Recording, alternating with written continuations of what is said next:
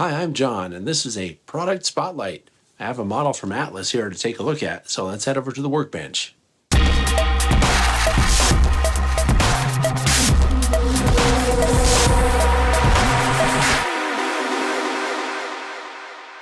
All right, so here's what we're looking at today. This is a 73-foot Center Partition Car.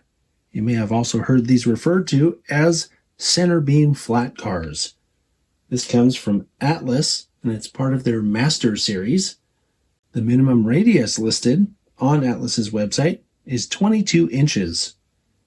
The price listing on the Atlas website is for $52.95.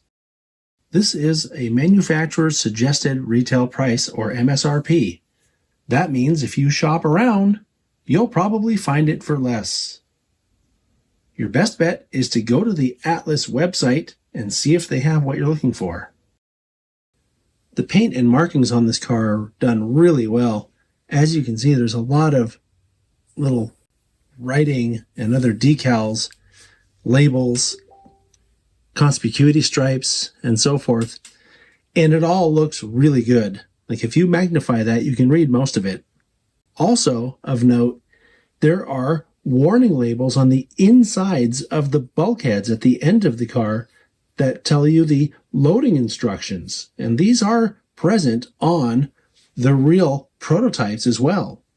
Something else to mention while we're looking at it is that these are all separately applied grabs. And there are a lot of grabs on this car. The stirrups also look to be separately applied parts. The brake end is superbly detailed with a bunch of separately applied fine wire grabs. That's a separately applied brake wheel with chain detail. This is a photo etched metal crossover platform. The ladder on this side also is separately applied wire grabs. There's a very finely rendered uncoupling lever here. And I figured to show you the brake end from this angle as well so that you could see the air hose detail.